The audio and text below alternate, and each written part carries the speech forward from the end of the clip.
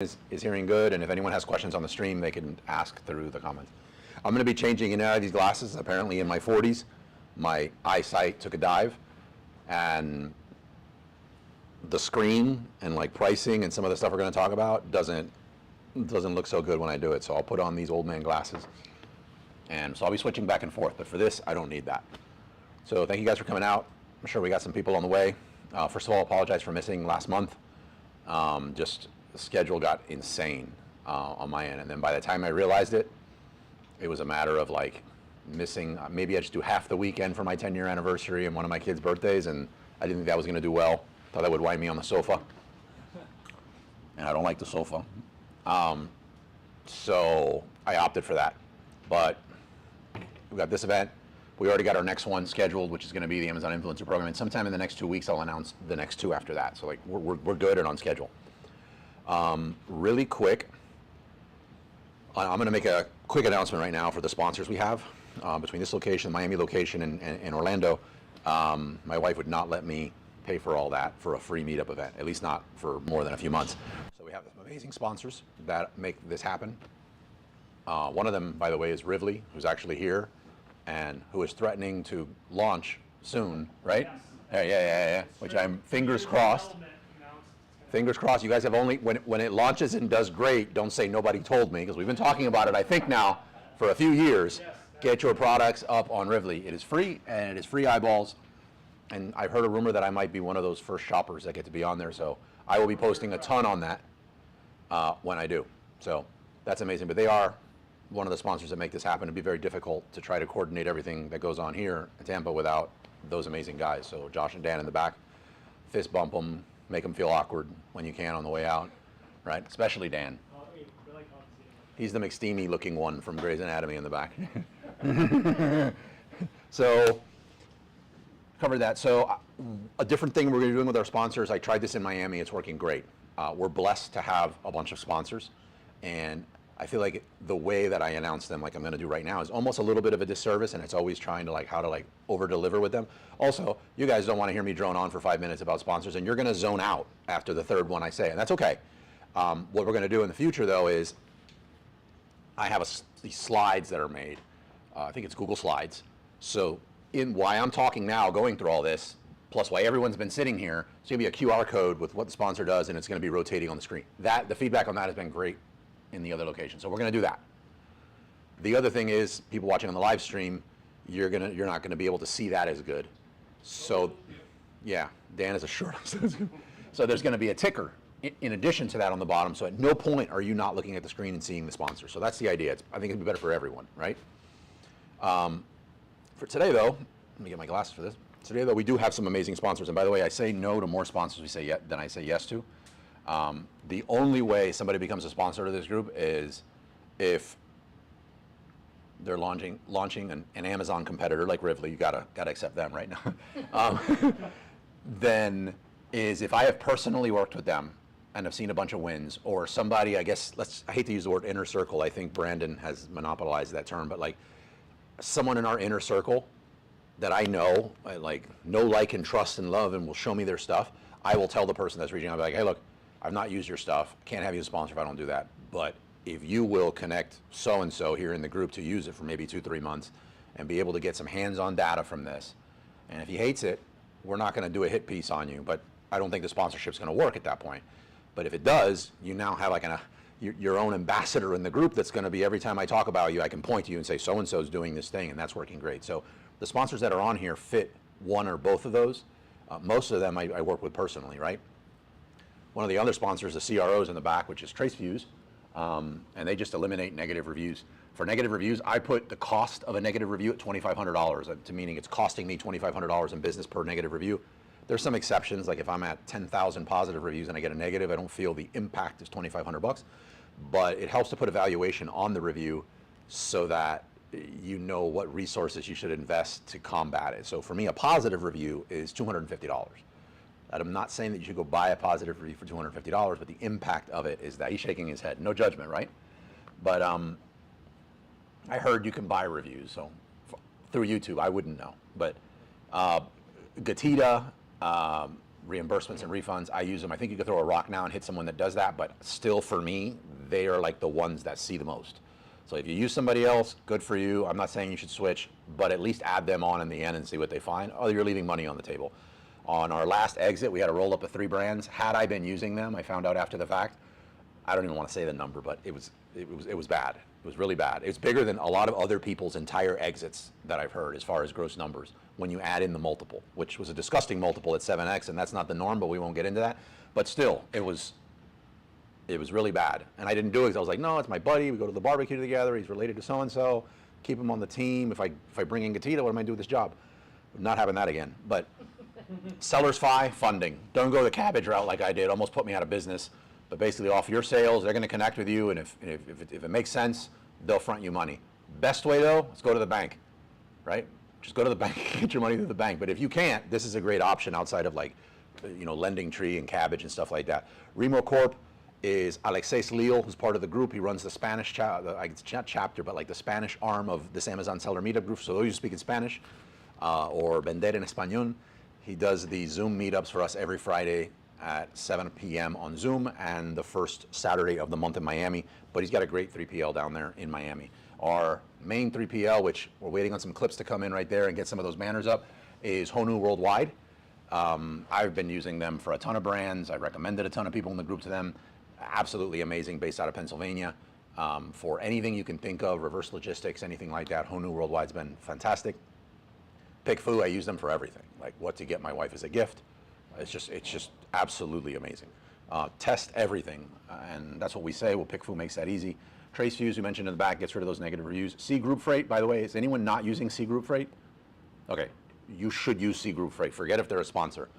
2-day check-in times to FBA if you go direct, and cheaper rates when you use them. Where are they based out of? Like, where is their strength? Florida. They got routes all the way up Florida. Just contact them. It's free to open an account. I could do an email introduction if you want. There's no kickback or anything like that. There's no reason why you shouldn't do this. Like with fees and everything going up, this is a way for you to save money and get quicker turnaround. So use C Group Freight. BD Inspection, that's who we're using for inspections out of China. Smart Scout, Avask, anything international, bookkeeping and accounting. Seller Mobile, I think they're one of the best dashboards out there, but for 20 bucks, you get a killer dashboard to start with for your Amazon business. I mean, I don't know how, I think that sells itself. Like it's a crazy good dashboard, and it starts at 20 bucks a month for the group members, so check it out. We have Enzo, on-site support. I am using on-site support more than anything else in my Amazon business right now. So like I'm gonna do a little bit on this before we get into like the meat and potatoes of today. But on-site support is, who here has ever done, you don't have to be ashamed, but who here has ever done a return for one of their Amazon purchases? I've done it, right? Who here has left a negative review or knows someone who has on another seller for a bad experience they've had? Okay, I see the faces. Okay. So what happens though is if you're the seller and someone's doing that to you, when they go into Amazon to do that, they go to a section that has these yellow-orange buttons that they select, and it's like leave a review or start a return process. When you have on-site support, it leaves another button. It adds another button, and that is for the person to get support from the seller. So live chat support from the seller. So a lot of things happen here. One, you can stop the return process. We're finding our returns are cut by 25% when we're using on-site support. The second one is, how are you? Hey. The second one is, first of all, that's a huge savings by itself. And this tool costs, I think, like it's $199 a month for on-site support. Don't quote me on that, but it's not more than that. It's somewhere in that range. So first month I pay for that, just in short stopping some of those returns and stopping them. The other thing it does is it lets you set up a dedicated landing page on your website. So yes, off Amazon webpage on your site with videos and FAQs and everything you basically wish you could add on your site so that people saw this, but you can't because Amazon styling guidelines don't allow it. You're allowed to have that, and you're allowed to send them there. So what I'm finding is, one of my favorite books I've ever read is Hug Your Haters by Jay Baer. And I can turn customer service into a revenue stream in my business, right? And it's like, if you can address that issue that someone's having, they're not happy. They're going to leave you a negative review and they're going to do a return, right? If I can catch them there and I can just hug my hater, if you will, and I can don't inconvenience you with returning this product. Let me send you another product. Here's a refund, if you will. Like, just crush them right there on that. I find that those are great opportunities to get positive reviews. So those turn into positive review experiences for me. So you lose the opportunity to get a negative, you're gaining more positive reviews, and you're cutting your returns and refunds by about 25%. I mean, that's what it does almost immediately. The other one is, and this would be more for anybody that sells more than just on Amazon, but let's say you have your eBay, your Walmart, your Amazon, your Target, your Kroger, whatever, you have all this stuff, Newegg. They consolidate all of the chats. So all of your customer service chats will be funneled into this one page where you can handle all your communications on on-site support. Similar to if you've ever used Gorgeous, if you've sold off of Amazon, it's like Gorgeous, but Gorgeous doesn't do Amazon. This does Amazon and everything else. So it's just amazing. Assureful, it's who I recommend for insurance for your business. You probably, if you don't have it, well, you kind of have to have insurance now. Amazon's going to make you, but use Assureful. They are the actual underwriters. Their rates flex with you, and you're not going to be overpaying at any point with them. I've never seen anyone not get a better rate through Assureful, and more importantly, if you get in trouble, they back you up. Like, you're not left hanging high and dry. SellerSnap, new sponsor of ours. If you're into repricing, if you do reselling, SellerSnap is the gold standard when it comes to that. If you're not repricing, you're in trouble. And finally, last one, Jungle Scout. Super proud that Jungle Scout has partnered with us. I mean, they're the ones that a lot of the stuff that we talk about and a lot of the jargon we use started with them. First case study ever on Amazon, Jungle Sticks, started with them. It's probably the only content of any brand in this space that I binge. If you like case studies, they didn't stop with Jungle Sticks. There's a bunch more. Binge them. They're absolutely amazing. How they believe in helping sellers and creating content is, I'd like to say I'm the king of that, but these guys are number one. So if you don't work with any of these people, don't worry. I'm not expecting you to jump ship, but if you do see them at a show, go take a selfie with them, thank them, because none of this stuff will be possible without them, sincerely. And they're some of the good guys, right? Because otherwise we wouldn't have had them as a sponsor. Today's event is find profitable private label products on Etsy. We usually start with a little bit of a beginner hour. I will take any questions that anybody has so that we can, that's what we usually do in the beginner hour. If not, something I've started doing in Miami and I'd like to bring over here when we do this is I feel like if you are a beginner for this small portion, it becomes very awkward and like pulling teeth to get questions out of people, and you may not know the question. But I feel like if you're a beginner, one of the most important questions that you should be having is how to find new products. And if you're established, that's always a hot topic, is adding new products. So if nobody has any questions, I'm just going to jump in to some of the products I found recently and why I think they're a good idea. I'm going to do this without software for sourcing these products, even though we have this amazing Jungle Scout. Some of these sessions I will use software, but when I started sourcing products, I started sourcing products without them. I am not saying that you should get one of these product ideas and not validate them with software.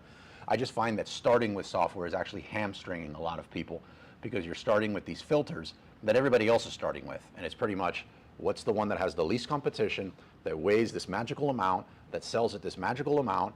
And that's what everybody's searching. Nobody's going in there saying, show me something that has a BSR of 1 million, weighs 50 pounds, and that no one does that, right? So the only thing that can happen, this is like, you may see me getting animated here, but this frustrates the heck out of me that people do this, because it just sets you up for failure. It's either you get stuck and you can't find anything, or even worse is you get something, you bring it over, it sells really fast, and unbeknownst to you, at that point, about 800 other sellers saw it.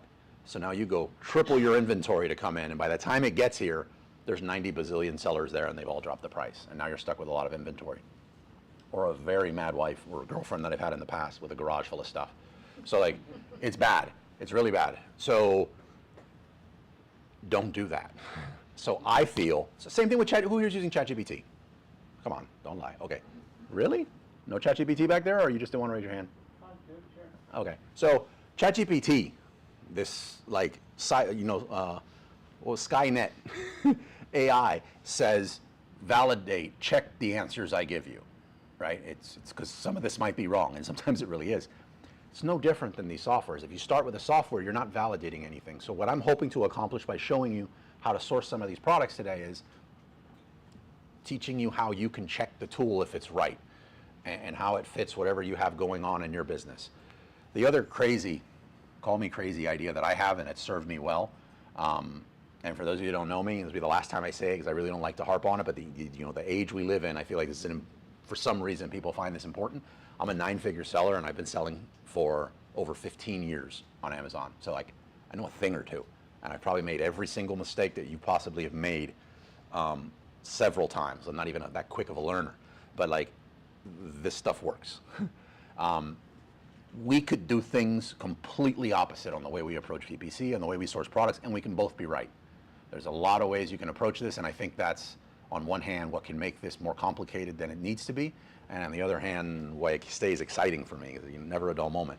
But my belief is I really don't care how big the niche is as long as I'm dominating it. So I just don't. I'm not, if I can dominate this niche and it's only 6 figures, I am on it, like white on rice. Like, so don't get caught up in this, can't bring me 7 figures, right? I'm telling you, the only thing the 7 figures is going to get you is access to some groups with a bunch of egos and a small bank account, all right? If you've ever heard me say it, the first time I reached 8 figures, I didn't know what card I could use to put gas in the pump. I was so upside down, right? But I made sure you knew I was a millionaire when we spoke, right? Like a real jerk. So trust me, that number does not matter. I wasn't singling you out, by the way. You're looking like, oh man. All right, so I'll start with just sourcing. First, anybody have any questions? Talking a little fast, I'm on a lot of energy drinks today. All right, any questions? No, okay, want to jump right into products? All right, so we talked about this as the event. By the way, I noticed something about me today. I will do anything to avoid creating a PowerPoint. Why is my stuff not showing? Yeah, I was just about to say you're... I'm thinking you guys are seeing the stuff that I'm saying, but... I was wondering. What's wrong with our AV guy back there? He's talking. Dan!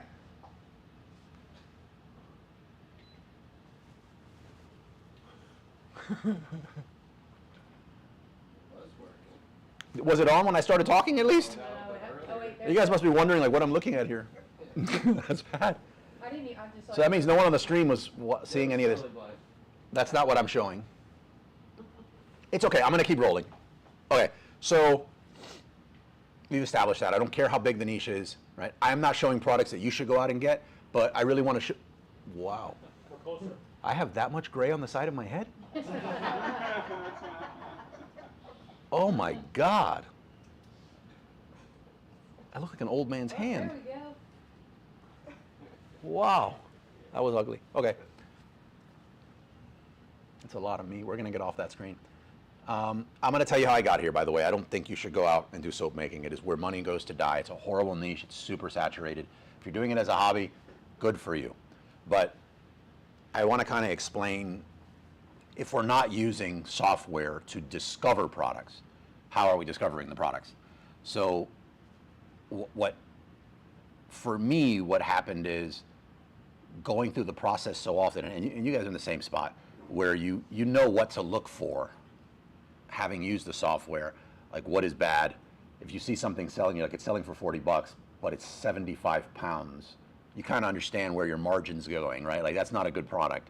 So what I do, just because I've been doing this so long, is it's impossible for me to walk anywhere and not look at something and be like, how much would that cost in China? What's the MOQ on that? Or if I see something selling, I'm like, there's no way that's 45 bucks. You gotta be kidding me. Like every time I see a Yeti, right? And that's what my mind goes. So the other thing is my kids, my son's 6, my daughter's 4, and I'm under this thing that I want them to be entrepreneurs. So I'm like, we're gonna do door-to-door sales. And I don't wanna do the chocolates because I'll eat the chocolates. So I'm like, let's make soap. I don't know where I got this from, but let's make soap. So I started looking at making soap. And when I got to a page like this, my mind immediately switched to, really? Somebody bought 900 of these things, of these glycerin soap bases for $30, and they over 900 this month? And I'm like, how much does that cost? So obviously we haven't got around to making the soap, and I'm still doing this. I really didn't love anything on this page once I dove into it a little bit. This caught my attention, just because I saw that you could actually get this for $8. But it's a China play. You're gonna have to go to China to get this. And personally, I'm focused more on consumables right now. especially consumables that I can source from the United States. It's not out of a sense of patriotism. I just don't like the state of things in the world. And if I get to pick what private label I'm going to get, then I might as well add in source from the USA, consumable, subscribe and save. Like, that's just my personal opinion. So I wasn't really into this. But it got me thinking about, and I wonder if it shows up on this particular search, but it got me thinking about niching down. And I'm very big on like differentiating, but I was like, man, what if somebody doesn't, you know, like, what is glycerin? Kind of sounds like it shouldn't go on your skin almost, right? It sounds toxic. So I started looking at healthy soaps and stuff like that, and I came up with something that was oatmeal. It was like oatmeal soap, and I was like, that is weird. And I'm drinking like oatmeal anything, oat milk everything because of Starbucks. So I started looking at oat milk. Oh, no, oat. Let me put oat. I think I put oat soap making kit. I think we're going to get to what I found. If not, I'll just jump straight to it because I know these searches change all the time, and I want you to see, where is this? I'll just search for it. So I came up with this, and this is just, so as one of the materials that came up is, I wanted to find the one that I really loved, but all of these, who is this? Near Nanjing? No, nobody in China is allowed to use my thing. Are you kidding me? No, don't change. No, you can't use it. I don't know anybody. My Apple ID too is not even my Gmail. So this is it, colloidal oatmeal. No idea what this thing is, but apparently you use it to make this soap. So where was the listing that I was like, 1,000 plus? First of all, almost no cert. Look at this, only 725 results for this colloidal oatmeal. And look at this, over 500 bought this month, over 600 bought this month. A lot of people are making good money in this. Garbage packaging, look at this, 900 bought this month at $34.95. So I started looking at this. Some friend of mine, I don't know if anyone's actually going to pull the trigger and do it, but we started looking into it. A buddy of mine checked Thomas Net. I started looking at some stuff afterwards, and you can source this same product in the US for about $4 with packaging. So I discovered it sort of rabbit holing an idea that I had. And you can keep going. Again, I don't want to totally explore it, but this is an amazing product, by the way. I'll challenge anybody to do this. If you go to the Wizards of Ecom app, we have an app for the group. If you go to the app, it's a free app, and you go to the bottom right, there is a section called Files. If you go to the Files section, there's a link to the PLMA catalog, which we scanned in high resolution. If you get that link in a PDF, and you go to ChatGPT, and you just up ChatGPT 4 and upload it as a PDF, you can then query the catalog to look for any suppliers you want that are based in the US that were exhibiting at that show. And if you search this, which I did, you can easily find 20 factories that are ready to sell you this now to sell. I think it's a phenomenal brand. My wife's not going to let me launch another brand right now, but like this would totally work. But I discovered it just my day-to-day. I didn't sit. I find that a lot of great ideas get found that way, just going about your day-to-day instead of forcing this filter. Let me keep track of the time so we make sure we get into Etsy too. But this other one I found here, again, kids are in jiu-jitsu. I'm sitting there just trying to be a parent, observing their kids do jiu-jitsu. I can't help to look at all these jiu-jitsu accessories that are everywhere, and I'm like, this guy just sold me a gi for $165 for my 6-year-old. And I was like, the thing's not $165. This thing's made in Pakistan somewhere for nothing, right? So then I started looking online and realized there's no brand loyalty for any specific gi, and got some quotes. So you look at this Elite Sports one, which is the #1 bestseller right here. I can get this gi for $5. And it's super niche. One of the other things I like about soap making, and I like about this one and some of the other ones that I'm going to show you is, and by the way, since I last brought this up, I've gone into Jungle Scout and I validated it just because I don't want to keep using this as an example if it's actually bad. It's phenomenal. It's even better when you look that way. The competition looks really small. The amount of people doing ads right are even less in the category. But what was I getting at? Oh yeah, so when I look at a product like this again, sorry, I'm getting ahead of myself. It's the energy drinks. The other criteria that I add in personally, personal choice, you don't have to, when I'm looking for a private label product right now is there has been these like two worlds when you want to sell online, and one of them is you sell courses. No, one of them is you sell on Amazon. And the other one is if you failed selling on Amazon, you sell courses about how to succeed selling on Amazon, right? So there's this courses world and this seller world. So I have been anti-courses forever because I'm just like, I'm not a failed seller. I want to make money. I'll sell products. But then I listened to this podcast and it was about this brand that sold high-end cat leashes. It freaked me out. I'm like, I didn't know cats had leashes, right? So I started diving more into this, and I listened to the entire podcast. I was fascinated by this, and I was like, who walks their cat? And they said their number one way, they don't sell on Amazon, but the number one way, and they're a 7-figure brand, that they get customers is through their course. And I'm like, no. There's a course on how to walk your cat. It blew me away. And I was just like, but the concept here, I'm not going to get into that, but like the concept here was, why the heck not? You know, I'm a very content-first private label person. I like creating the blog. I like building my email list, and I like doing that. And I know that's not for everyone. Like that, the whole idea of that makes someone want to like leave the space. But with PPC costs going up so fast, and the cost of everything going up so fast, acquiring a customer profitably should be something you're paying attention to. So I have added into my searches for my private label product, and the new one I'm going to launch is in the gelatin space, which I'll share later if you guys want, is if I can't create content around it or even a mini course, I'm really not that interested in it. And that is, I want to be able to have something that I can profitably run ads to, that people are going to profitably run ads to, and they're going to download it. And because they're into that, they're going to buy my stuff. If it's a course on how to do bonsai, guess what you're going to need to do bonsai? The accessories and tools. I don't want to sell ice cream scoopers, but if I sold how to make homemade ice cream for a $20 course, you're going to buy my scooper. Like, that's what I'm talking about, right? And if you're already into a product and you didn't think about that first, I'm not saying that you can force this issue. If you're selling garlic presses, you're kind of screwed, right? Like, I don't know of a course to build around your garlic press.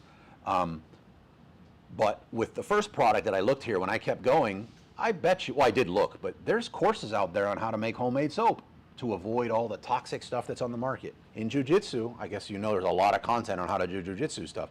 I don't have to be a jiu-jitsu star to reach out to someone who's doing jiu-jitsu and has a studio and is stressing every month on how to pay the rent and say, hey, I want to create this mini course on like the 4 basic moves you need to know to do jiu-jitsu, and I'll pay you a royalty on X.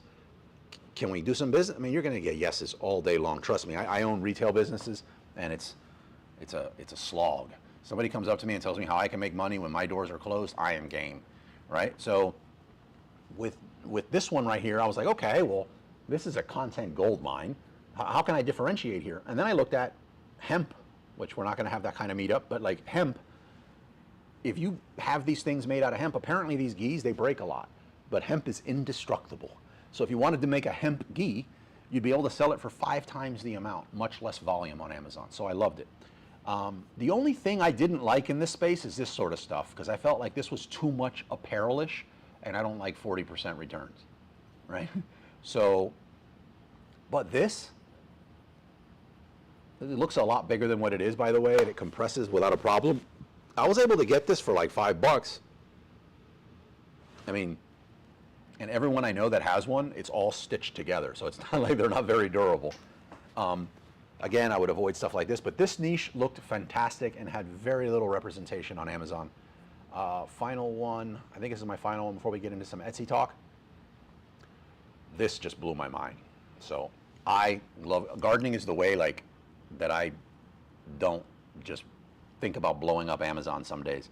So I go in the backyard, and I just love personally gardening, especially like growing food stuff. But I also like bonsai stuff. And I was doing some gardening and my favorite bowl broke. So I was like, okay, I really wanted to transplant this one bonsai. So I went and got this like super-sized jumbo matcha bowl that I had, because I also like matcha. And I know that's not the type of bowl you're supposed to use for bonsai, but I just wanted to put it in something in the meantime and it would work. I dropped that one too. That broke. So I was having a bad day. I'm like, that's it. And I'm just thinking, what can I do? Like that, the matcha bowl I actually loved. Like, it was a really nice matcha bowl. And I started thinking of this, but I didn't know the name of it. Anybody heard of this? Kintsugi?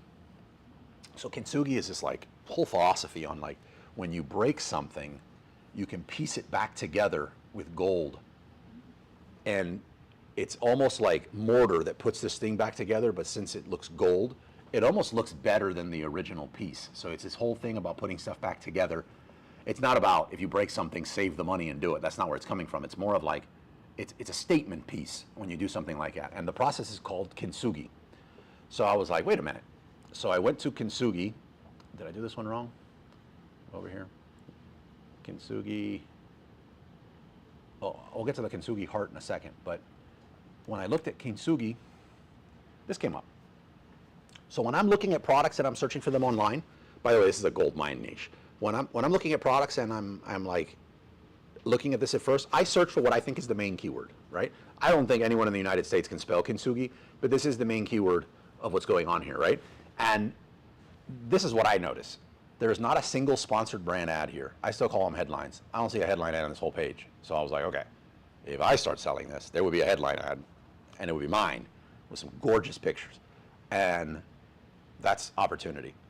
The other one is I don't see a sponsored product ad. I mean, Amazon will stick anything up there to make money on their ad. There's not a single sponsored product ad here. So I would be getting pennies for an ad on this thing. I looked and see that there's plenty of sales. So this is not one of those things that no one's even searching for this thing. I mean, this is a unicorn right here. The other thing I noticed is I'm like, are the results that get served up relevant for my search query? And I'm like, yep, they are. And I was like, wow, $52 for the glue? But then I look closer and I'm like, it's not glue. This is nourishing hair stuff. This is what people use in their hair. I've never heard of that. Anybody, not to single out any of the ladies, but I think guys are pretty much using whatever they can get their hands on. But anybody heard of kintsugi hair products? No? Okay. But so one of the top 5 results for something that's getting a ton of sales for a main keyword that has no ad representation is not even relevant to the search query. This says that you start selling this product for pennies, your ads are showing up. So really loved it. And I kept going. So thinking out loud to kind of share this process with you so that you can apply it before we get into the Etsy, I looked at this and I'm like, well, what other things can you kintsugi if that's the way you use it? And what are things that I wouldn't normally want to sell because it's too much competition, but if I kintsugi'd it, it would work. So you saw one of my searches that I did, maybe I had another tab for it. So I put a bowl. $165 for the bowl, right? I deal in ceramics. Like that's been my bread and butter. Like I do stuff that are like, that all the gurus say don't do. Like my thing is show me an oversized fragile item and I'm on it, right? If it's got margin. Like I will put the packaging around it, like I'm all on that. So ceramics, I work with some of the best factories in China when it comes to ceramic, porcelain and stuff. But $165, now this thing isn't flying, but it's also selling for $165. You totally sell this thing for $75 and really pick up the volume. But even at $165, I don't care if this thing sells twice a week. Like this is just easy money. And I think it's this person's storefront that has the other thing. Let me think. No, that's not it. The final one here, or the second to last one here, is I stumbled across this thing, which is also just mind-blowing. Look at this. I actually priced this out at what I could get this for. Anyone want to take a stab at what you can get this for? Mind you, they don't have that, so they'd need to make a mold. Guess how much the mold is? $450. Yeah, $450. Anybody guess what I can get this for? More. No. 14 manufactured in China. Yeah, 12 to 15 bucks I can get this thing landed here for. 12 to 15 bucks. Like, this is a unicorn. And personally, I would not sell it for $269. I'm not into race to the bottom on price. I do want profit margins, but I would like to pick up the pace on this. I also checked out the reviews, by the way. 54 reviews on this gives you an indication of how much this is sold, and the reviews don't look like Buddy's mom and grandmother and everybody reviewed this. I mean, it's legit reviews. It's, yeah, pretty amazing. So I bought one. So I might buy it and give it to my wife for her Mother's Day. I was like, the heart of my, I want it. Okay, so let me shut down. Well, I'll leave them open just in case. This next one, oh, that's the heart. This is the last one before we get into, and I should have put this first, right? I do not think you should get into this space, but I just want to show you like how you can rabbit hole into some stupid, crazy opportunities. So I know no one here is going to start a YouTube channel. No one's insane like me, but this person started a YouTube channel, and not out of this world. You can tell he's not investing a lot in his thumbnails, and getting some good views, right? And in every one of his videos, he's just making a little animal, and they're not good. The dirty kitchen is behind him. The house that looks like the kids wrecked it is behind. There's nothing. There's no lighting. There's no anything, right?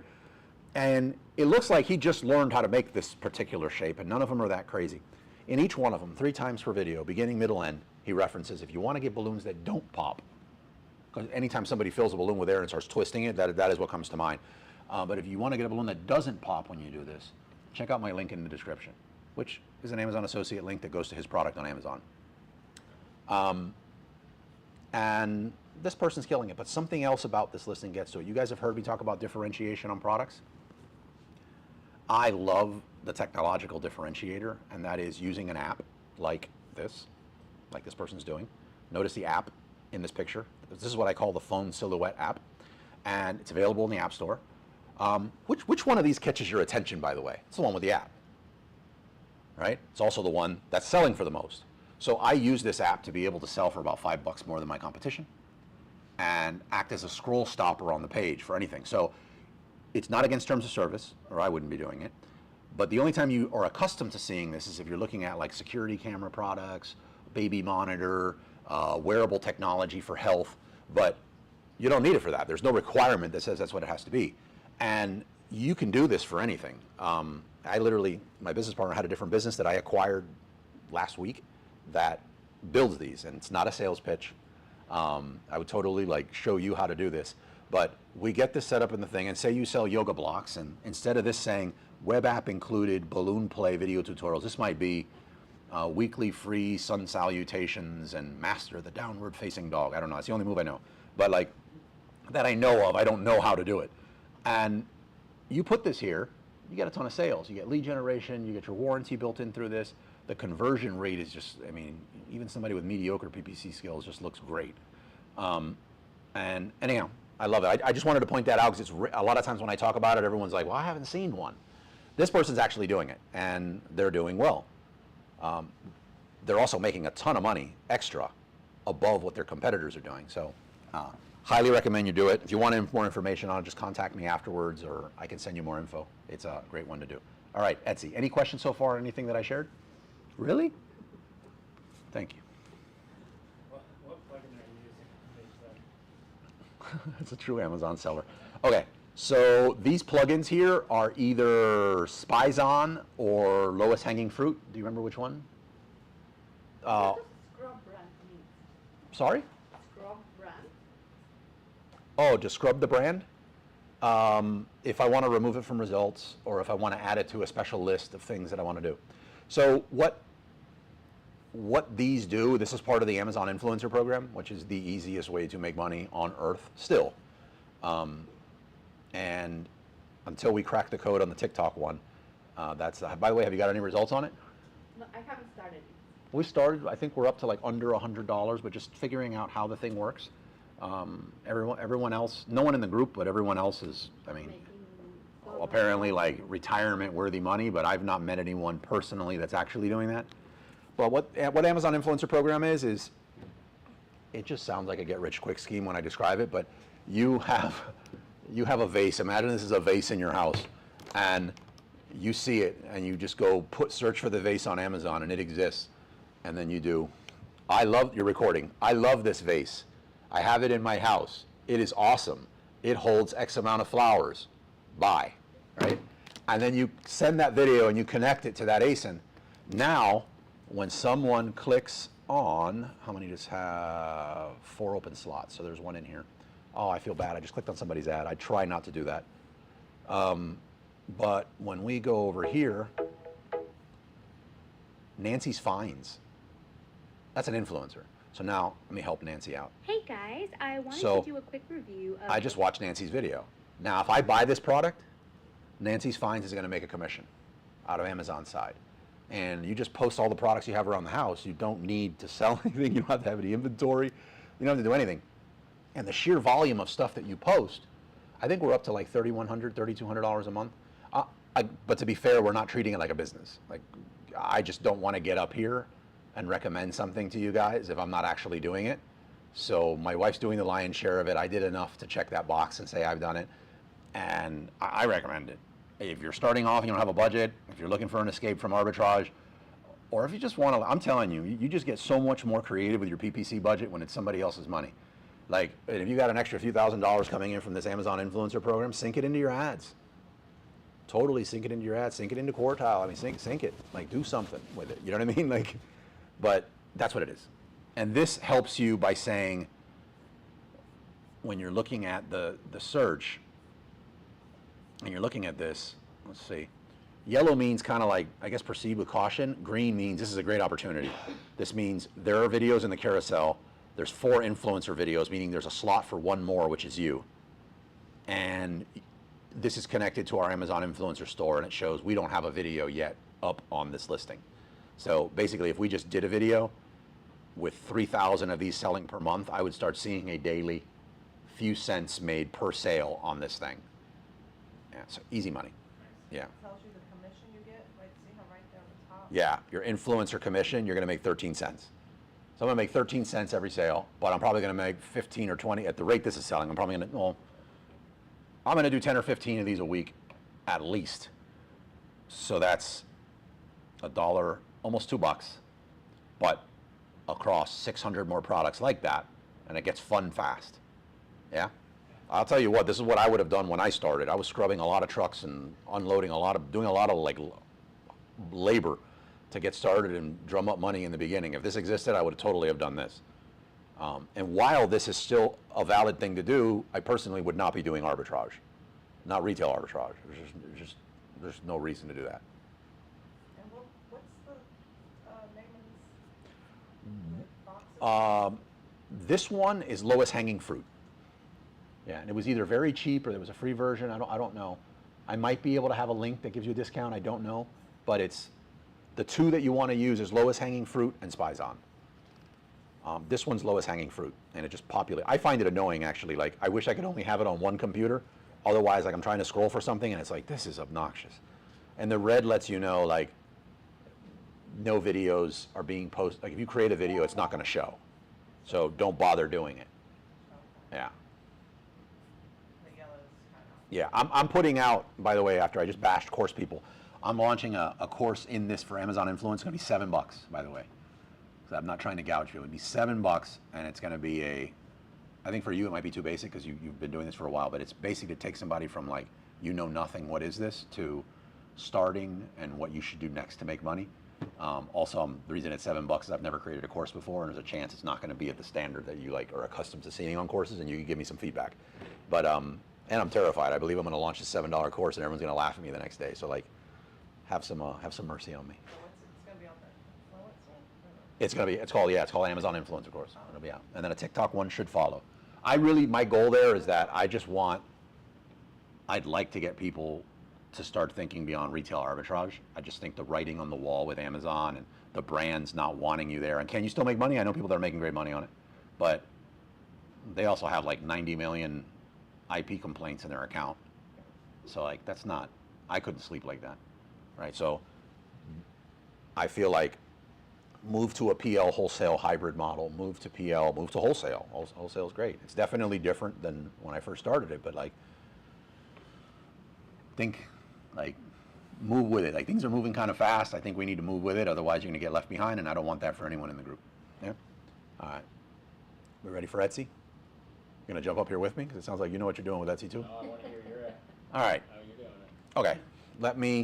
Oh, good. You guys are seeing me. I really can't get over how much freaking gray I have on this thing. So what The was thing the is so brand good of the person that was doing the balloon. Which is his brand? This one. Ah, the one with the app. Yeah. Ah. So someone that had a mind to think a little different also added an app. So the person, I'm telling you, like, if you're selling a product on Amazon, you should do an app. You should do an app. Do it yourself, or like we'll show you how to do it. give you some tips and you do it yourself, or get us to do it for you. I mean, either way, it pays for itself. Like, look, I think it's like $1,500 to get the app done if you want us to go through the whole process, but the app hosting is going to cost $120 a month for you. When it's hosted through us, it's like $50 a month. So in 10 months, you pay for what you paid to get the app created, like at the risk of sounding like I'm selling something. Like, but you're going to sell your product for more, and you're going to increase conversion. So it's like, it's just stupid. It really doesn't make sense to have it, not to have it. Yeah. Okay. Was there any other questions? I had one real quick. While you were talking about the product here with the app, they're using the product packaging in the background. Yep. Any opinion on that? I've been experimenting back and forth on various products. I like it in this example. I don't have a rule that says it has to be there. I think there's a lot of packaging that's shown, let me see if we see anything in descriptions that shouldn't be shown. Like, I don't think it should be shown here. I think it should be one or the other, but seems like they're doing well. So, do what works. Let me find an example of one that's like really bad. I think functional packaging, I would call this a type, I'm sure it doesn't come all in this, but I think if your product is functional packaging, I think it should go. Dave Bryant from Ecom Crew, he talks a lot about his tow ropes, and when you have tow ropes, they usually wind up in a knot, all busted up, and you can't find them. So he got his tow rope, and he made a packaging that didn't get destroyed every time you took it out, so it was functional packaging. So having it in there and pointing out how durable it is and that it's going to last, and that this is like part of the value here, matters. I think here, it's a very good, like, he's showing what they're going to receive here. They're not going to receive it in the shape of these animals. So if the box was gone, it looks like a bunch of stuff that needs to be inflated, or he would need to inflate animals and show them. And this displays it on the packaging. I also would bet that their packaging does not have this circle on it with the 150. So you see this a lot in the protein or like the supplement space, and the main keyword that's going to trigger you to buy, especially if you're someone like me and you're like, I want to get that protein and I want to lose weight, so like I want to see the biggest number of protein anywhere on the page, and I'm thinking that that's what's going to work for me.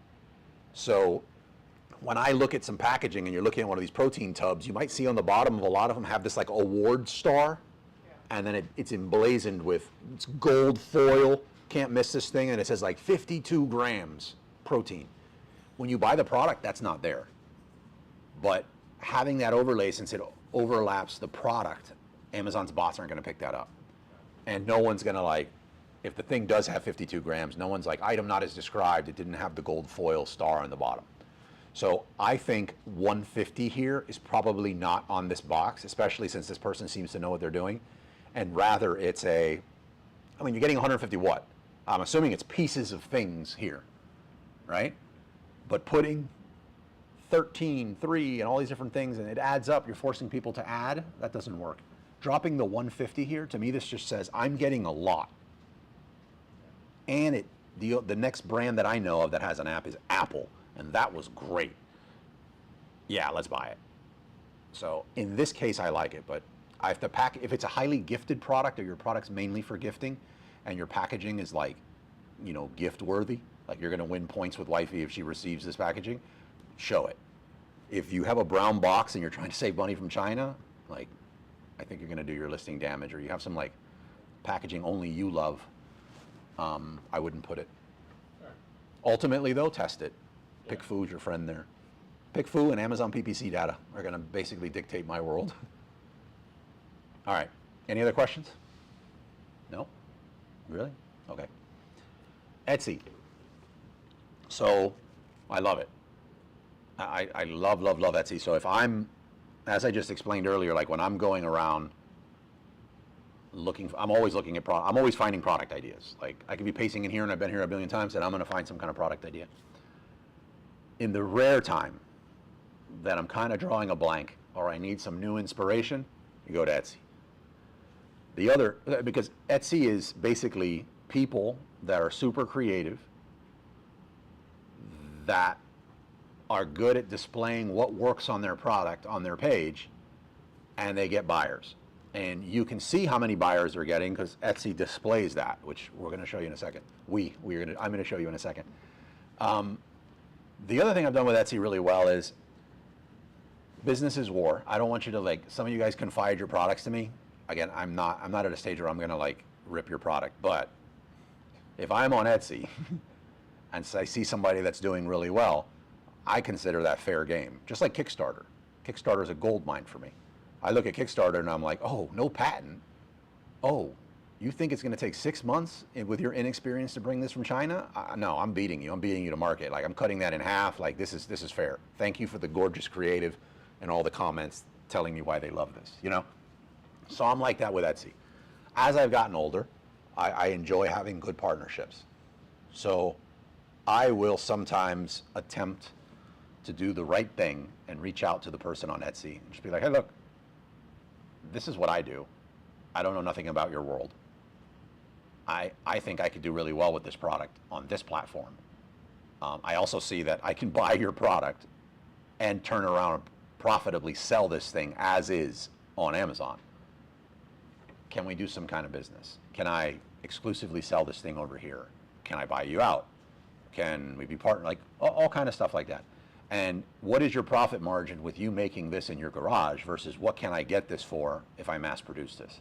So like those are all the conversations that are going on, and you get a lot of them on Etsy. I've also never been dinged by Etsy for doing those kind of messages through their message boards.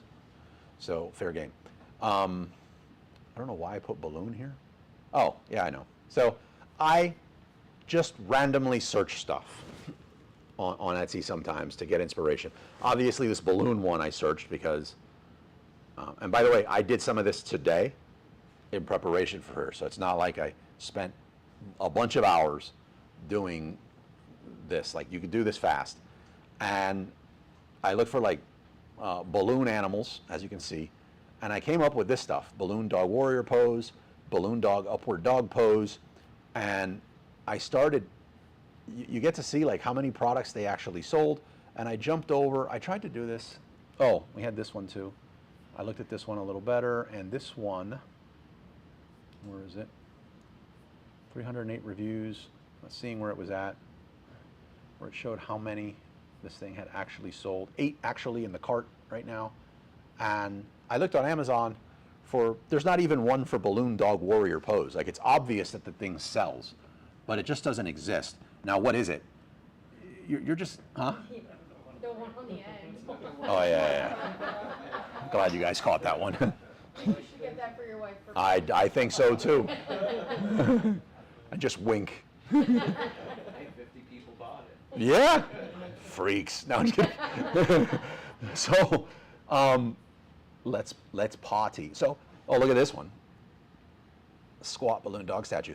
You're not going to find this just jumping on one of these softwares to start your search, right?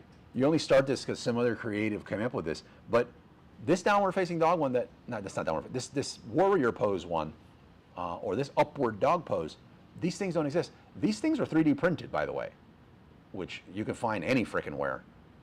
Locally to you to get done for like pennies. I would personally, I think $8.99 is a suicide play on Amazon, but if it's selling for $8.99 on Etsy, you sell it for more on Amazon. But still, I would probably put this together in a 3-pack and get the top 3 most popular poses. So someone has them on like their tabletop or their desktop, you know, all together is personally what I would do. I jumped over and looked at some of the keywords behind this, and there's like none. This is a small category. It'd be very easy to dominate. But I don't know. If you're looking for something, this is mostly for somebody that's just starting off and that wants to get some wins under their belt. I really liked it. Any questions on that so far? Or like, did it get any ideas going for you? On the Etsy page for the star ratings, is that the star ratings for that item or For that item. seller? For the item. For that item. Sure. What are we talking about? Like it says 308, 5. No, 308. No, it's for that review. Okay, I know what you're saying. No, that's for the That's for the seller. That's for the seller. I thought you meant like how many items the the number of how many items it sold. Yeah, like, so how do you tell, like, You know, that didn't show up right now. I don't know if it it's my. depends on the seller. Yeah. So the seller, Etsy now gives you the ability to turn off. Is that new? Probably about a year ago. So it depends. Some sellers like to leave it on because it shows that it's selling well and it's a trustworthy. You're a trustworthy seller. You've sold 500 dogs, but then once you start getting really big sales, you might not want people seeing that it sells really well. Yeah. I didn't know about the change right there. I think most people still have it on, and showing up? So this seller must have it off. Yeah, So let- it would let me would see if show this above one- the $8.99. So if you just pick something else at random, yeah, let me just do that so you can see. But let me go to home page, and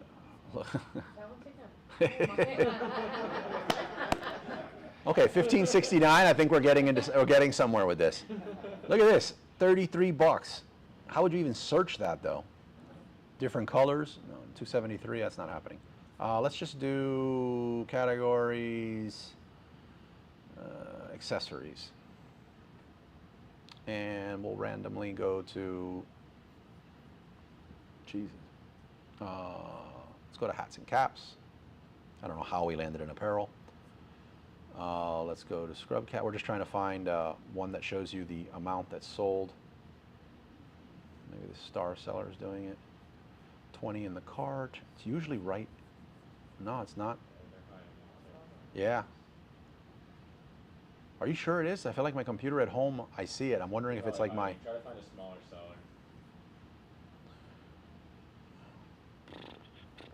I guess what I'm getting is, how do you know which of these are gonna move versus not? What I've done is I look at how many sales that particular item has gotten, but now that's not displaying here. Let me just find a seller that does. Let's move on to this next one, and then as we're going through this, I think it'll come up. But this was one that I started looking at because in one of the other times that I was doing this, I found there's this niche called, you know, there's like a pretty popular niche of mushroom hunters. Have you ever heard this? There's a mushroom, that's like a pretty big niche of mushroom hunters. And when I hear that, I'm like, what do mushroom hunters use? Because like, so there's a lot of accessories that are involved in it, and I found that it was a great niche. Even mushroomhunter.com was available. It was a premium domain, and I was like, oh man, we might do this. But thinking of that, I just jumped over here and I searched for mushrooms to see what came up. And this looked like a decent category as well, or something to like start getting inspiration on. Let me jump into one and just see if it's displaying. Of all days, it's not. 20 views in the last 24 hours. 426 reviews. Reviews for this item, 141. It looks like a lot of people are. But your question is super valid, man.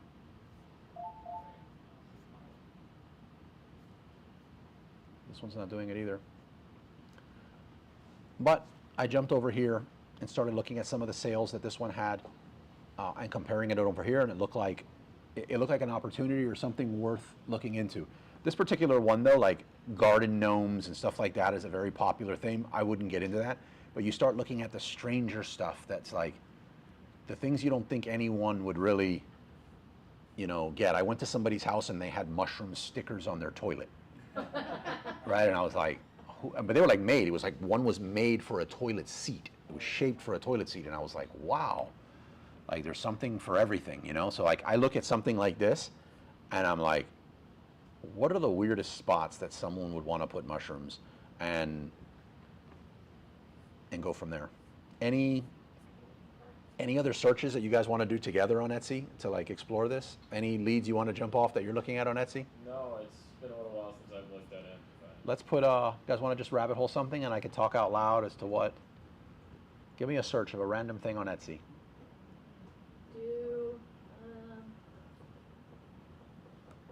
Do lava lamps.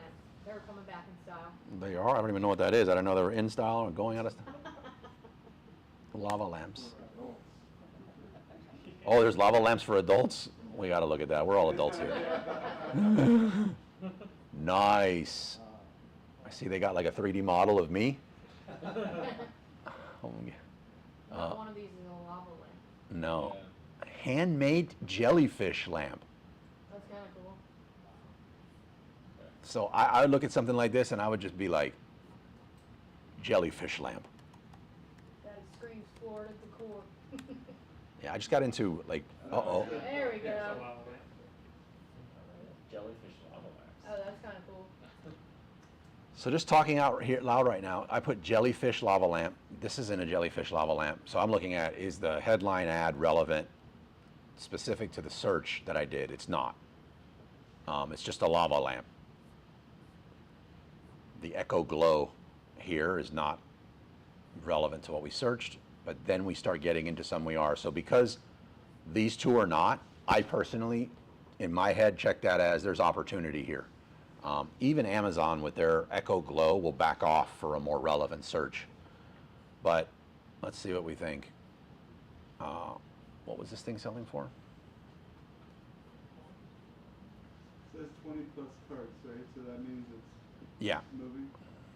Yep.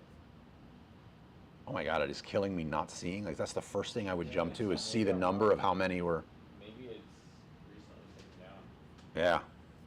Yeah. But I don't see anything like. Okay. Is that close to it?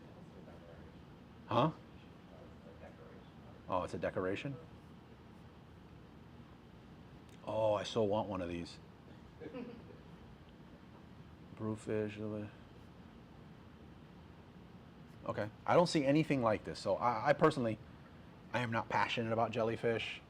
I wouldn't go down. I want to see something, you know, so I would keep going. How do we get there? We went into adult lava lamps. What do we got? What the heck? This thing keeps popping up.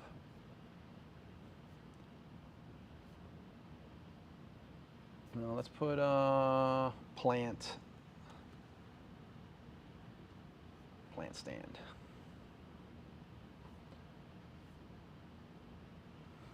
I'm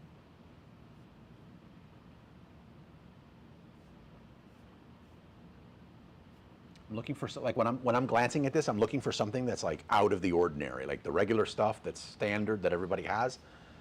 I'm not interested, so let's put wooden plant stakes. Okay, funny plant stakes. I also like, so like ordering steaks before I even look at Amazon, but ordering steaks from China is like, I don't want anything to do with that. But I also don't want anything to do with 250 anything, but on Amazon. But when I also look at this, there's this thing called a Glowforge.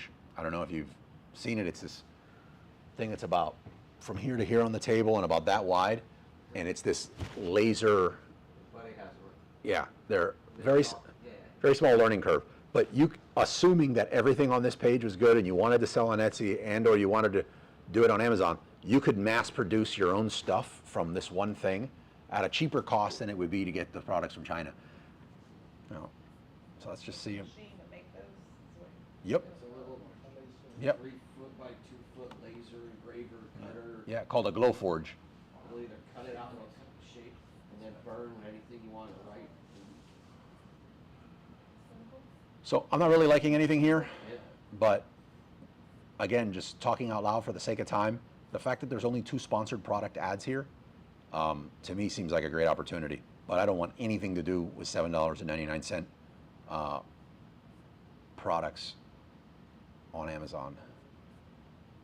Ugh. What's your minimum? Selling price? Nowadays? I think this, damn, put me on the spot. So minimum.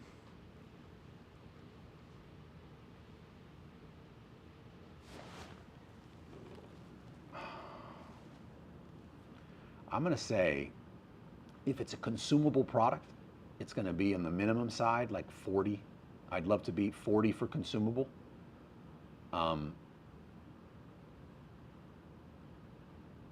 And you guys want to see the product that I'm going to launch? While you're talking about this, so. Is it in the fish realm? No, I still got that one going. So this is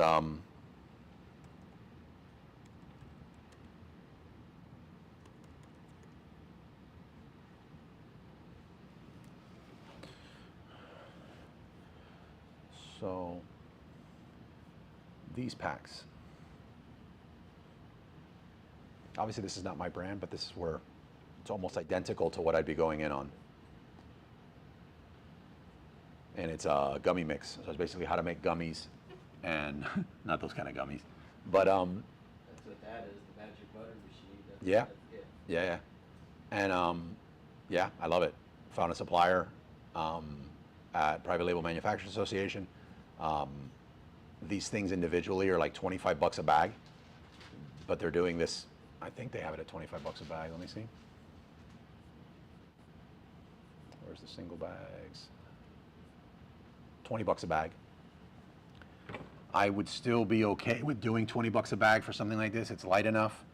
I don't love what Amazon will take out of it, but it would probably be, I'd probably stick it out there just because it's much easier for someone to give it a try at one bag and then they go for, they're gonna want other flavors, they like it.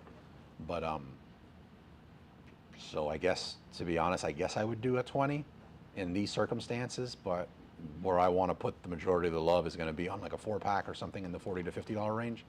I think that the sweet spot on Amazon right now, and if you're starting with a low budget, this isn't going to make sense, but things on Amazon are getting a lot more competitive and there's a lot of like profit suppression or compression, but nobody that's selling products in the 100 to 250 range is complaining. So like, I feel like on Amazon, all things being equal, the sweet spot right now is if you sell products between the 100 and 250 range. That's an easy purchase for somebody that shops on Amazon.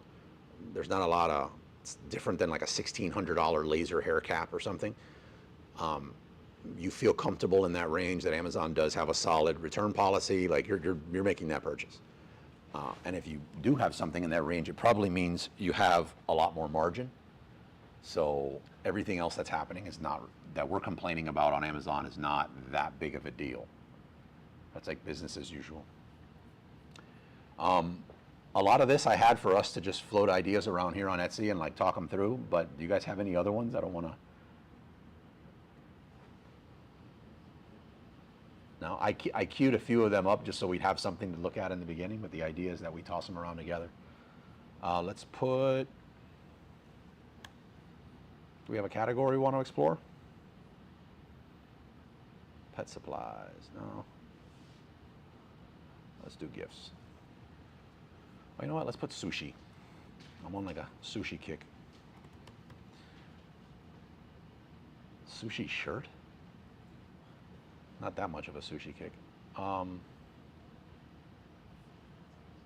my God, I love these. I like the sushi slippers, they're cute. Where do you see that? To the left. Nice. It's 30 bucks. What? No. Do you sell much on Etsy? I don't sell on Etsy. No. As a matter of fact, selling on Etsy itself, I'm almost like, everyone I know that sells on Etsy gets suspended. That I know. Anybody here successfully selling on Etsy? I'm on the verge of getting suspended. I've been selling on Etsy for like 7 years. I sell all my Amazon products on Etsy, and I'm getting listing after listing shut down. Yeah. They're really cracking down on handmade. Yeah, So, it's just, stuff's not handmade. But yeah, I just, Oh, they only let you sell if it's handmade? supposedly, you used to be able to say that it was handmade with production assistance. Okay. So all my stuff is with production assistance, Yeah. aka all my friends in China in the factory. Yeah. Are Of course, yes. It's like, Etsy's my side hustle. Okay, cool. yeah, I just, It's a great platform. For any artistic, I love the platform. if you're truly doing handmade in the full essence of that and the spirit of the word, I think it's great. Yeah. And it's the But- easiest e-commerce platform to get started on. Like, if Yeah. you wanna dabble into e-commerce, start on Etsy. But even a lot of the print-on-demand people I know that are getting into it, they're getting shut down. And they don't care about the size. They just, there's no warning. There's really not a path to resolve stuff. You're just kind of done. It's kind of like old Amazon. When you got suspended, there was no POA.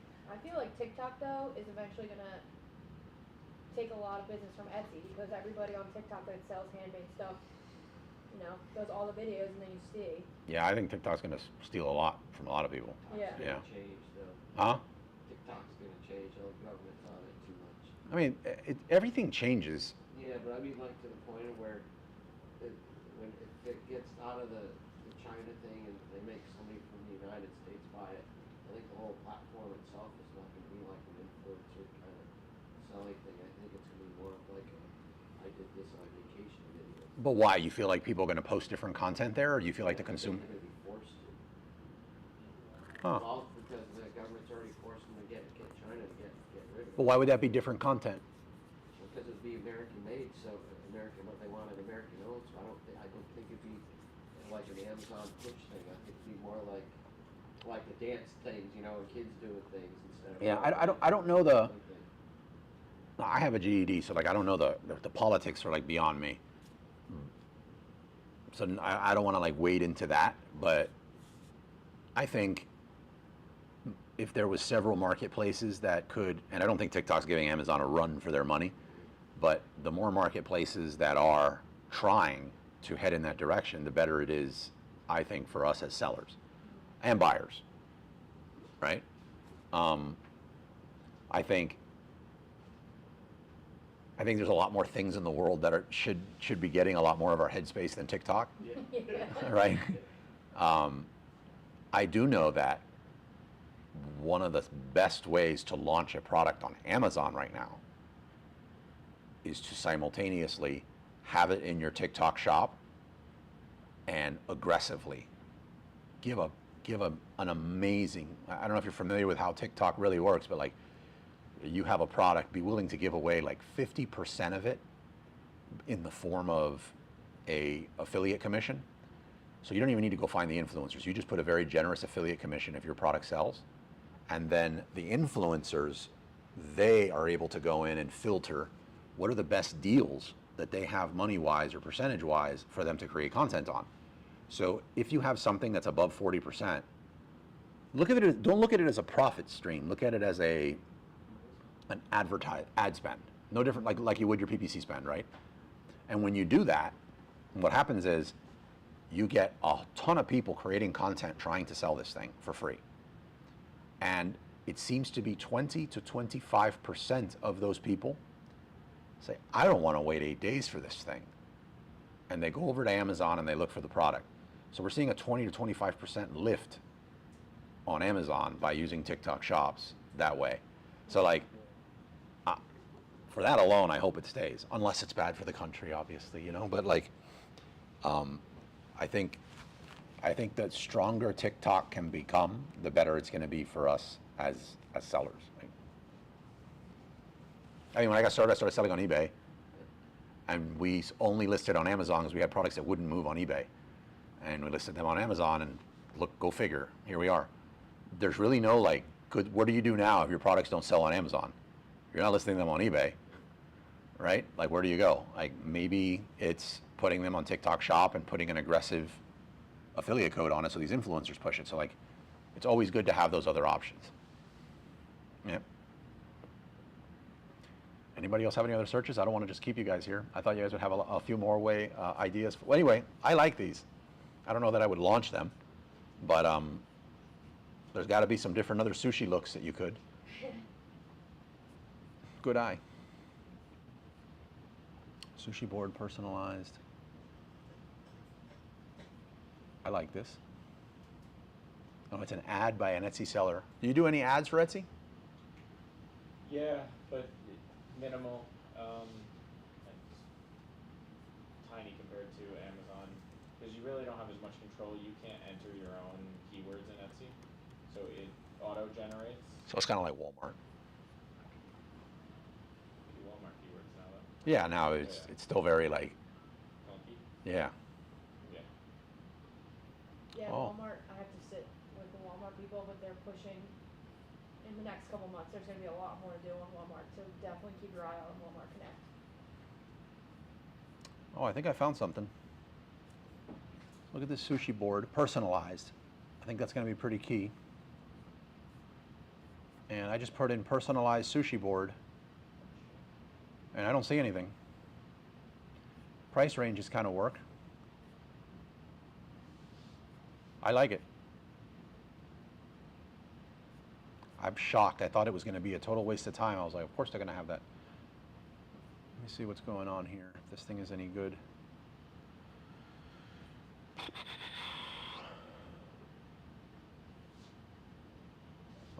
May 10th. Only 4 reviews for this item. Let me tell you, who here's doing the personalized category or Amazon custom? That category has been phenomenal. So one of the brands I sold was in the cigar accessory space. So we sold these humidors, and humidors can get they're big, not massive profit margins in them. But one of the hotter sellers, we were able to list and sell for $10 to $15 more than the competition, which was about 70% more than 70% increase in price, just by making it custom. And custom it's obviously merchant fulfilled, but just by saying that we would etch the name you want on the glass top of this humidor. And the machine to do it was like $600 once. But Amazon Customs could be a pretty amazing category for this. But I bet you if you got a really nice picture on Amazon of a sushi board, not this over the head view, even though this looks better than what's there, you turn it into an Amazon custom play, I think you'd do really nice. Let's see what they got. Well, not like that. All right, any questions or any products you want to go over or anything like that? I don't want to hold you guys. No? Let's look for something garden, like you Okay. said. Well, you said you're into bonsai trees. Let's go there. Okay. Want to do bonsai? Seems like a good Etsy niche. Yeah, for sure. Let's just search bonsai. Wow. Are they hard to keep alive since you know about them? No, Okay, good to know. they're not hard at all. They're like probably one of the easiest things you'll ever have going on. They require very little water. They're left alone. And working with them is much easier than you would think. I mean, you're wiring them. The most popular one is a juniper, I learned. A very close friend of mine actually who presented here before, Tom, I helped him start a brand. I'll share it because he's open with it, but it's called Leaves and Soul, and does the bonsai accessories and all that bonsai stuff. So I've learned even more through that. So what are we looking at? What is this?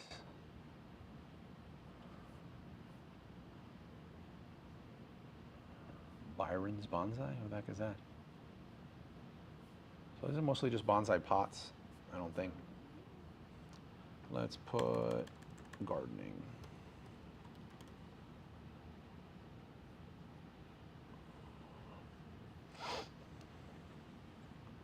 $60? Nah. For a hat? It's a rope hat. So 2 cheap products combined into one cost more. Gotta love it. It's kind of like chair, wedding chair. One of them is like nothing, and the other one is like your 401k. Handmade, hand dyed. I guess that's said for Etsy, so they don't get them for like mass-produced stuff.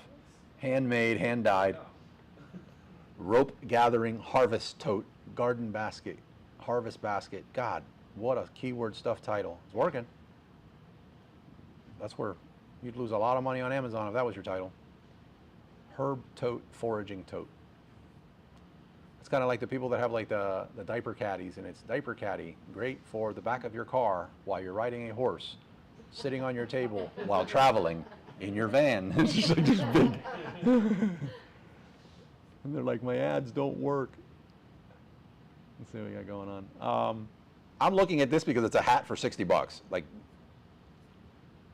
52, really? 52 reviews. I'll bite.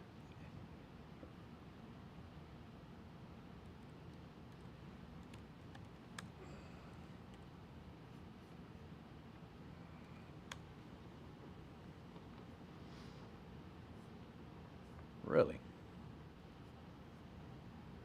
That's not even a style? Like it doesn't even come up.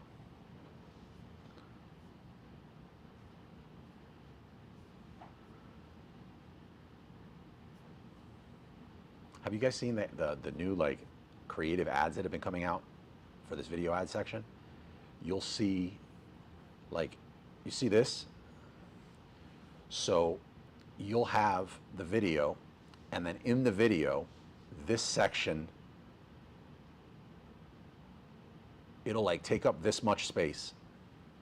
So somebody in the video actually put in the sponsored, this dot, and made everything look. But you're not looking at the page. And then next thing you know, there's a dog walking on the screen right here, but your eyes are playing a trick on you because you thought video ended here, page ended here, and it's wagging its tail, and the letters start falling all over the place, like the tail is knocking them off. I had to buy it, but like, I thought it was really creative how these people doing the video were able to like play with the editing to make it, you couldn't tell where the video started and the Amazon detail page started, if you get what I'm saying. So What product was it? it was a dog treat. Yeah, and as soon as the dog treat came on screen, the dog starts wagging his tail and it started knocking letters everywhere. That's good because that's such a saturated market. Yeah, So yeah. it's a really good way to stand out. I thought it was great, yeah. I love seeing stuff like that. Or if you have a product, the other videos that I see that do really well is if you have a product that could benefit from a time lapse. So like if you're doing bonsai and you want to show them bonsai, show them a time lapse of the bonsai going from one to the other. Those work really good. This is kind of killing me here. So I don't see, I mean, how would you search for this product? Rope gathering basket? Yeah, get rid of him. That's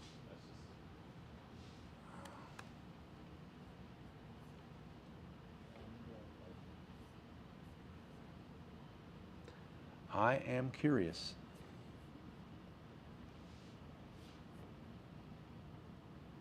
Oh, they are baskets. That's very misleading from this main image, isn't it? Very Yeah. different. It looks like two different things. Yeah, this looks different than Yeah, that's than this. Where is this coming from? I think that's just Maybe showing another the color. Oh, it's showing colors. that's kind of confusing. That's very confusing. Let's write a review on their app. I'm just kidding. Okay, so how would you search this? Harvest basket. Yeah. Is it a basket? Yeah, it's supposed to be to, I don't know, pick your flowers or something.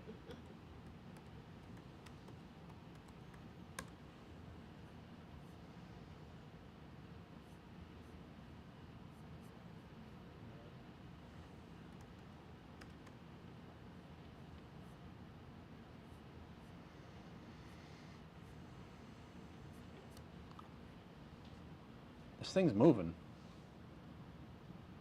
Foraging tote.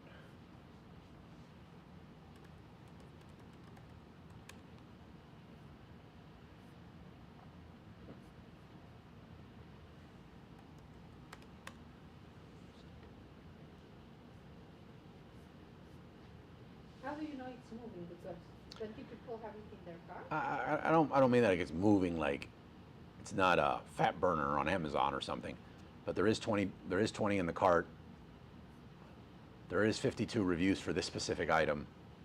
What's the 493?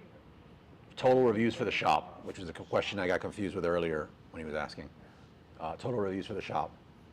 Sometimes when you see a creative item that I like on Etsy too, don't tell me they removed that too, but you should be able to click on the actual seller's name and see everything in their storefront. Where is this? This one? That's the seller and that's not the shop. And you find a lot of other products that they have.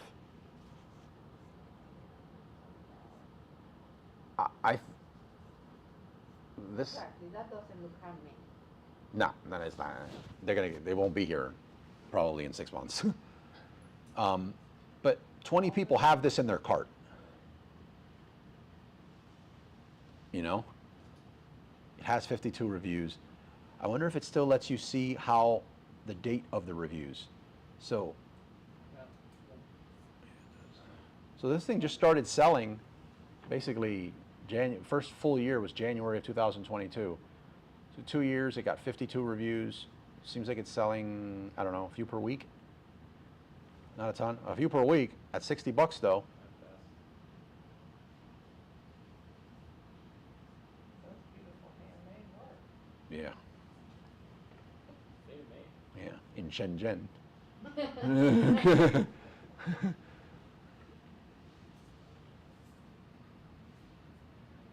see what else we got. Let me see if this one's still on Etsy or are they suspended, but mushroom foraging. Is this here? Yeah. Why, this thing's chasing us around now. Yeah, here we go. This one was really good. This is one that I found. $52 for a tote bag. Yep.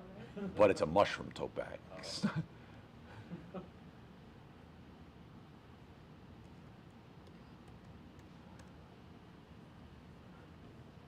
Yeah, the prices on this stuff is just disgusting on how they just add mushroom to it, and it. Look at this, these 3 little totes for 20 bucks. Huh? It's cheaper than Etsy, definitely. Yeah. I mean, $11 I can stomach. 52 for a tote bag is. Yeah, kind of insane. Gotta have your vintage mushroom MILF tote bag. Another great Mother's Day idea.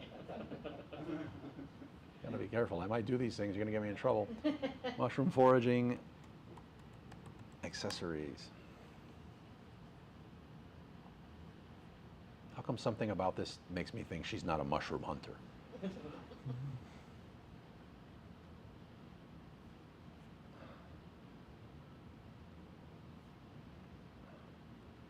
Zombie mushrooms? What kind of mushrooms are those? Let's see.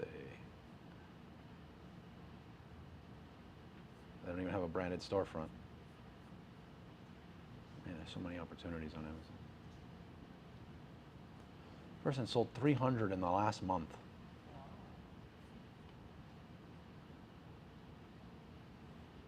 See, at this stage, I mean, I wouldn't do this, but like, at this stage, seeing this, I would be like, probably one of my next favorite tools. This always gets me to free delivery overnight. We live in an amazing time. This is why anytime I hear any of this like antitrust stuff with Amazon, it kind of gets me upset. It's like, nobody else is going to do this. And let us order something and get it tonight. But what was I going to say? One of my favorite tools nowadays, sort of like a next stage for me. Once I've said, you know, I like this product, but I need to know a little more data before I put some money down, is a tool called Data Dive. I don't know if any of you guys are using it, but I'm loving Data Dive. Data Dive in conjunction with Jungle Scout works phenomenal. But basically, if you're doing this, if you're only getting one product every now and then, I don't think you have to get Data Dive. But what I'm liking it for is we're just evaluating so many different products, and training the people to do it. Our labor costs to get people to do that is X, and has an error factor built, like a human error factor built into it. Whereas Data Dive is just like something that would normally take us like 13 hours, we're able to get done in like 20 minutes with no human error. So if you're not using it, I really recommend it. And it's great for pointing out. I know Brandon really well, but I think one of the things he says Data Dive is great for is for finding products. I personally would not use it for that. But once you do have products, sort of the next, once you get past the creative and building, some, ad-worthy listing, one of the next things you're going to want to know is what keywords do you go after? What sort of budget should you have? As much as I think content first on Amazon, you sell keywords, not products. So Data Dive really gives me a clear picture as to like, what are the keywords that I really need to go after and dominate to make this worth my while? And does it look like I have a snowball's chance in hell of doing that with the competitors established where they are right now? How much am I going to get in the way of organic sales versus paid ads? I think those are like really important things to know, and absent a software at that stage, it's very difficult. Something like this is just an absolute no-brainer. I mean, I think anybody can do a better image than this, although that's a money shot. This thing has no video. I would get AI to do better images than that. AI will give you like a mushroom Smurf village. You know what I mean? Like, and my God, get a better AI background. You can just do so much better than this. Get a video in there. It's only got 82 reviews. as we get closer to wrapping up, I don't know, I just want to share this hack. I really try to stay like firmly planted in the white hat realm when it comes to Amazon. I don't think it's worth doing this other stuff. But there's this strategy for reviews, which is a pain point that most of us have, that's working phenomenal for us on Amazon. I think it's a very dark gray, possibly light black hat strategy. So I think you should do your due diligence and not just like go do it because Carlos said. But we're, you know, within the first 30 days of launch, able to get hundreds of reviews this way. And imagine we're looking at this product just to have an example. So this 2-piece mushroom hunting bag mesh, right?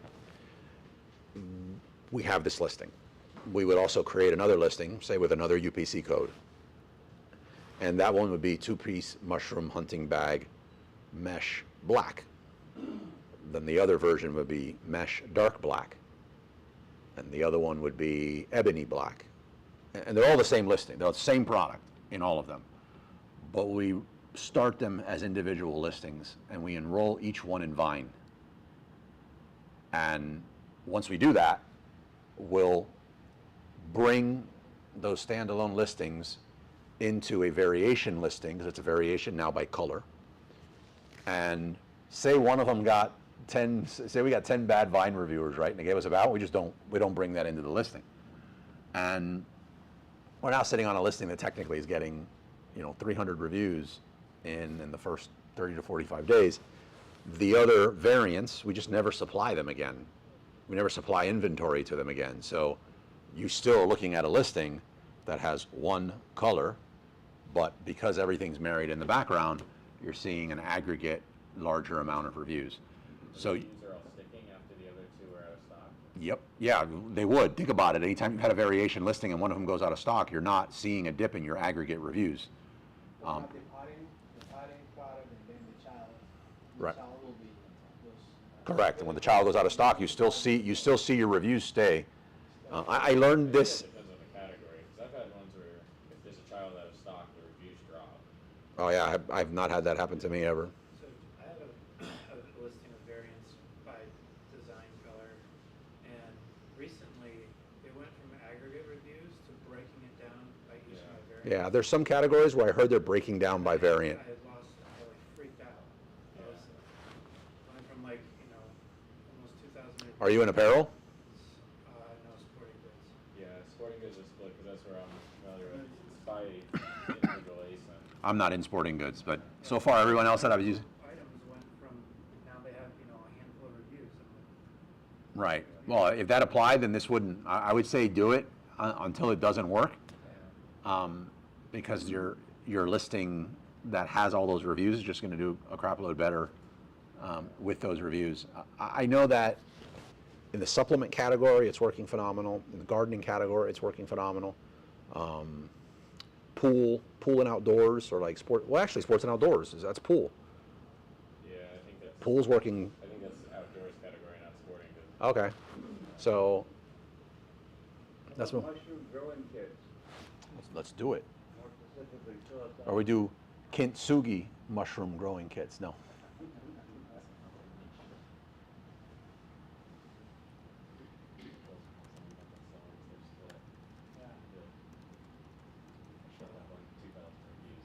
How big of an impact on sales did you have when they split your reviews?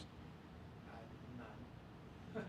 But it's still, Not as bad as I was worried. Oh my Yeah, God. That was about a year ago in sporting goods. Was that a random one, or did you look this up? I know a lot of people, it's getting real popular category. This looks good. I mean, I hate this. $12.99. People are growing for psilocybin here for, mental purposes,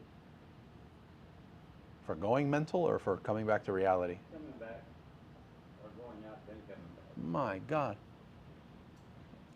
Shiitake mushroom kit.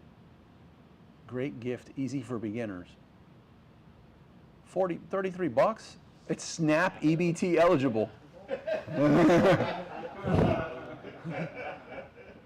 That's a conversation to have.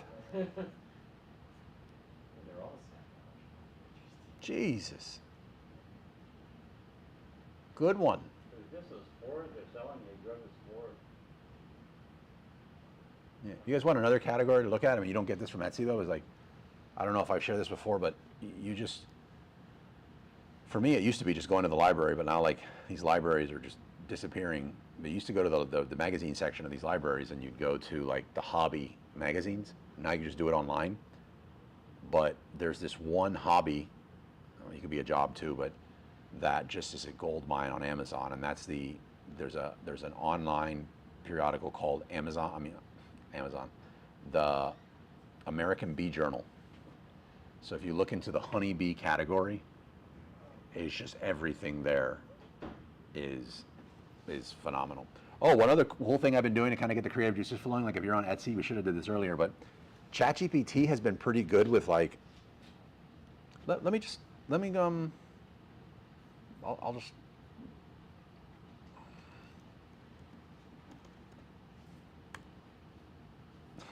watch this be like the worst response ever right now. But let me put mushroom.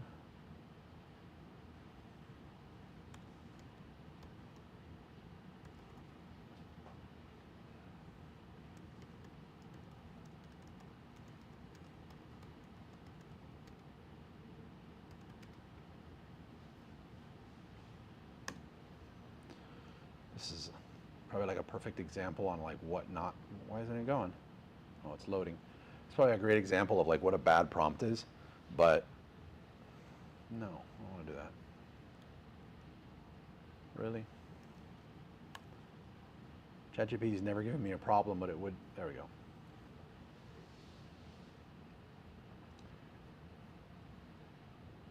Also look at that. So in the space, I would have never looked at humidity and temperature control devices for mushrooms, spawn and spores, misting systems for mushrooms. So like ChatGPT's been pretty cool with like getting a niche and then saying like, for physical products, give me a list of products in this accessory, because I'm a fan of like really going an inch wide and a mile deep niching down. So if you're like, if you find one thing and you're like, well, what else is there in this category for me to kind of go after? But you can just look at this. So let me put spawn and spores mushrooms.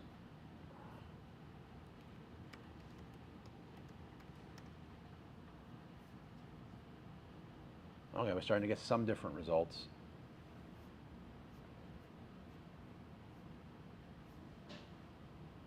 Jesus. Oh, that's 3 pounds. Yeah, you get the idea. Good? Yep. All right, our next meetup is in a few weeks. I think it's at the beginning of, June 7th, I think. is it June 7th? Yeah. June 7th. It's going to be on the Amazon Influencer Program. I think we're going to have a lot more data also. I didn't want to put it in the title. I wanted this next one to be about TikTok, but I also don't want to have it and not really have a lot of new information to deliver. But for those of you that are interested in the Amazon Influencer Program and TikTok stuff, there's going to be a lot of talk on TikTok as well. Some of us are beginning to make some money on it, just not enough to write home about yet. But we'll share some updates. We'll share some updates on things we've learned with the Amazon Influencer Program. A bunch of us are doing great with Creator Connect. You might be using that from the brand side, but there's also really cool plays on the influencer side, and just a great way to make some capital in your business. So I hope to see you at the next meetup. Again, apologize for missing last month, but we are back on it. Thank you so much for coming out. Thank you. On a Wednesday or a Friday? They're on Wednesdays. Yeah. June 5th. June 5th. Oh yeah. Wednesdays. Doing the Saturdays too, Yep, Miami every Saturday. And Orlando should be soon. but not up here anymore. Here on Saturdays? Yeah. No. I can't be in both places. So what happens is here, and I hope it's received well, but like, so we'll have our Miami meetups on Saturdays, and when I'm presenting there, it's streamed. It shows up as a stream meetup in the Tampa group. Since doing that, it's not meant to be, I know it's not the same experience, but from outside looking in, and someone's curious to like look at an event or a meetup group and deciding whether to join it, seeing one event per month versus a larger number, it just helps people want to be part of the group more. Still though, if you can't get to Miami, I think some of those events are worth the drive, but like if you can't get to Miami, I mean, I don't think the streams are bad. Like we cover different topics. So yeah, we do have our 10-year anniversary for Wizards of Ecom coming up in about 2.5 months. We do a picnic, like an all-out picnic in Miami. Like if you wanted to make the trip, it would 100% be worth it. We cater in like basically an all-you-can-eat from La Traila barbecue, which is like the brisket is just like, yeah, I'm on like so many like blood pressure medication for like the next. It's oh my god. That's your one day a year to really eat, right? Yeah, and with my wife there because she's like a food Nazi, so it's like I can just like she can't do it. It's work, right? So, but we do a lot of like cool activities. It's worth what I'm basically saying. It is worth the trip. It's packed with people. It is in August in Miami at a park, but it is we have a massive pavilion with a lot of shade, and then we get Pavilion 5, which is surrounded by big shade trees. It is still hot. We pass around these things you put around your neck that have cool air. We're gonna have this year. We're gonna have like ice challenges. So if anyone do these ice submersion things, that's the event that we usually bring our families to. So feel free to bring your significant other, your kids, your dogs. Like everybody's there. My kids are gonna be there. My wife's gonna be there. But that's announced on the meetup. I'll probably announce it here as well in the Tampa meetup. But if you look at the Miami meetups, you'll see that's announced. The other thing that we're doing, if you're interested, is we want to get another like annual activity going. And I know it's not Amazon related, but for those who like to have some fun, we're starting an annual paintball competition. It's going to be resellers versus private label sellers. I think it's going to be a lot of fun. So we're going to have some tournaments on that. But you guys will know about it, and you're more than welcome to come. Don't shoot me. All right. Thank you, guys.